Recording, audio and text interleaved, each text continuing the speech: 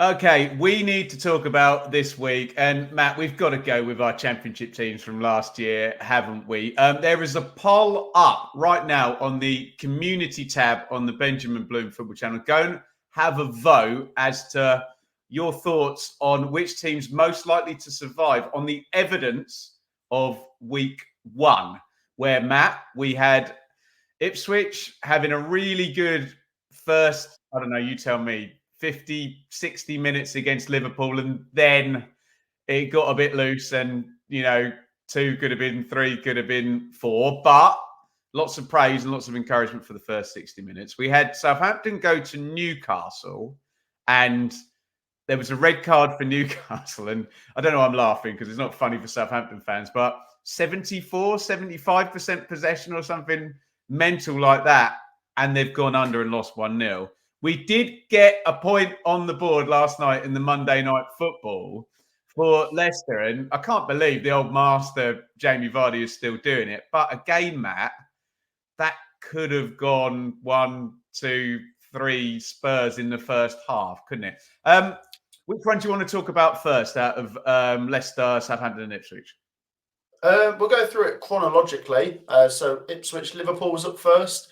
And I watched this game on the channel, and literally everything you've just said is true. I mean, first half, if you were someone not watching the game and you looked at it 0-0 at half time, you'd think Liverpool are probably pushing, and that was true. But Ipswich actually, for me, in the first half, had the more dangerous chances on the counter-attack. There was a real chance when Amari Hutchinson was through.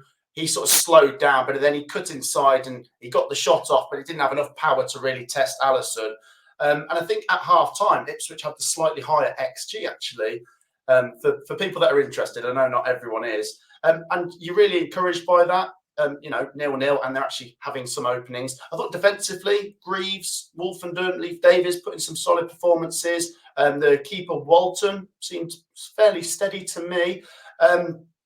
And then it kind of carried on from there up to about 60 minutes. And then it was like Liverpool were like, okay, we've got a couple of gears to climb. And that's not Ipswich. There's not much Ipswich can do in that regard. You've just come up. I seriously think Ipswich have a chance. But there's some games where you're like, it's not a disgrace losing here. Liverpool go and get 2 in 5 minutes through Jota and Salah. And then I think Ipswich have done all right there to just keep it at 2. I mean, there wasn't many opportunities. Wasn't it? Yeah, there wasn't many opportunities for Ipswich to get back into it, but don't let it get to 3 or 4, because that then looks like a completely different game. 2-0 is respectable, and I'm not being patronising. It is actually respectable. But if you lose 4, then it's like, that's really not very good. It's not very good for the goal difference, which could be crucial at the end of the season.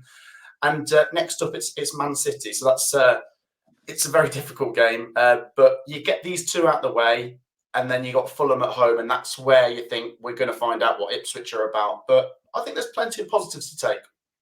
And they still need to have that sense of excitement, intensity, and momentum at Portman Road by the time they run round to the Fulham game. So I would totally echo what you said. Whereas if you've lost 4-0 and 5-0 in the first 2 games, is everybody beat already by the time Marco Silva and Fulham turn up?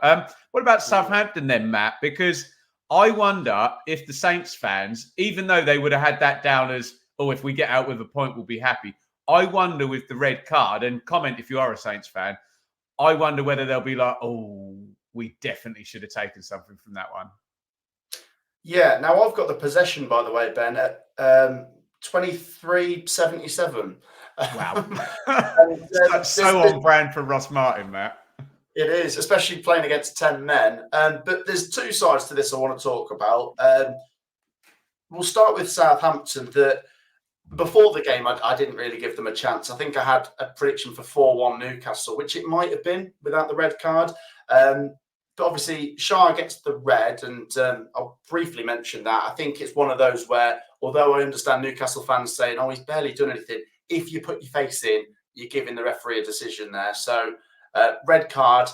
And do you know what? Maybe it really, with it being at St James's Park, it it really worked for Newcastle to have this sort of, all of a sudden the fans are trying to fill that void left by the player being sent off. And if this was at St Mary's, Southampton's fans get on top and, try and capitalise, and they push and they push. But I think it almost suited Newcastle. They got the goal, which was just, it was a mistake. It was Southampton passing it out. It was the keeper, McCarthy, wasn't it? It was a dreadful loss of possession. And then Joe Linton scores. And then Newcastle really doubled down on this. Okay, let's absorb what we can. And it really worked to their advantage. Yes, you can make the argument Southampton, with the extra man, should have at least been able to get a draw out of this. But maybe that comes to the argument of, is there enough Premier League proven attacking experience there? Because you've got Ben Brereton Diaz, who we liked from the Championship, and Adam Armstrong. Neither of them yet to set the Premier League stage on fire. I'm happy to see them do it this season, but just didn't seem to be, even though they had all that possession, an idea of how to break Newcastle down.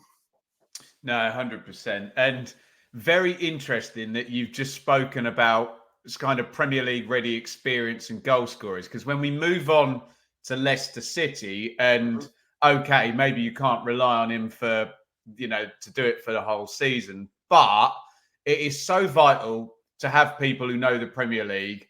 And I think in Jamie Vardy and in Steve Cooper, you've got two massive ticks there. Vardy gets the goal, the old master, and some brilliant sledging with the Spurs fans afterwards when he was getting subbed off. And a lot of people are going to be watching that thinking, if that had been Enzo Maresca's Leicester, would they have got a point from that? And as much as Stevie Cooper can be a bit pragmatic sometimes, I think he's great in terms of game management and keeping teams in games. And Vardy said that himself. He said when it got to 40 minutes, we knew we had to get to half time, not let it go, because we can get back in it in the second half. And maybe more Cooper than Vardy, but how important are those two going to be for Leicester this season? Very. I loved this matchup, by the way, of Postecoglou v Cooper, because I can't think of two more contrasting managers when it comes to defence and attack. Cooper, especially when Forest got to the Premier League, he was very defensive, but they built on that and got loads of 1-0s and 2-1s at the City ground. And that's probably what he's going to have to do with Leicester. We're one game in, but Leicester are already on a point per game, which is encouraging. And you're absolutely right. The thing with Steve Cooper at Forest is he had credit in the bank. So even if they had a poor run, they could refer back to, he's brought us here. With Leicester and all the chaos there, I could see the Leicester fans so easily turning on him. So I think it was so important to go and get something from this game.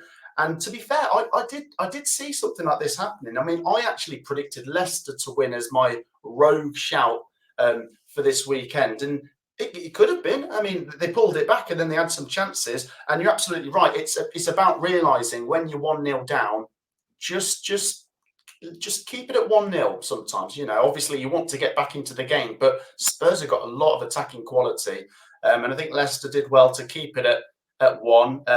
And then, look, they didn't actually have a lot of possession, Leicester, but when they got the ball, they made it count. They got forwards. They're actually quite exciting to watch. And Vardy with the goal and gets them up and running. We've got a couple of games we're going to come on to later where they take on Fulham next week. I think that'll be a really nice platform to go off for them. A really good draw against Spurs.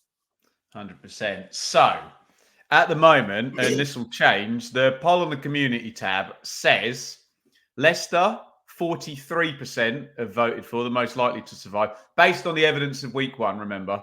Ipswich, 42%.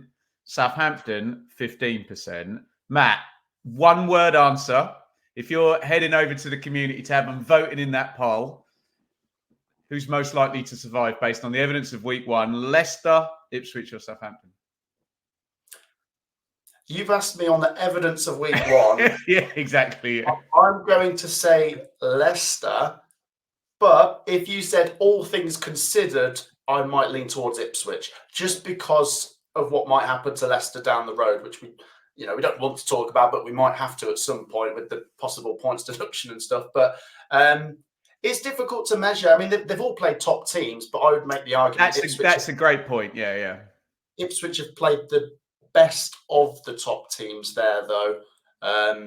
But yeah, they've all had difficult games. And then so what have we got? Southampton were away, so we'll give them a little bit of a bye. But then they were playing 10 men, so it kind of levels it out. Maybe just Leicester, but I agree with the poll having Leicester and Ipswich as the top two, should we say? Yeah, you're totally right. That was a hell of a one-word answer as well, Matt. We'll clip that. Leicester was my first answer, but I'm correct. trying to get Ipswich in there.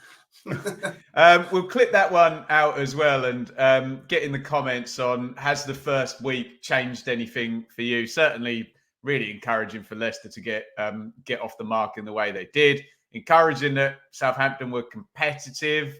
Encouraging Ipswich for 60 minutes, but we don't want to be, damning with faint praise and finding the slightest thing to cling on to whilst these teams are all on 6 points after 13 games or something dreadful like that. So there you go.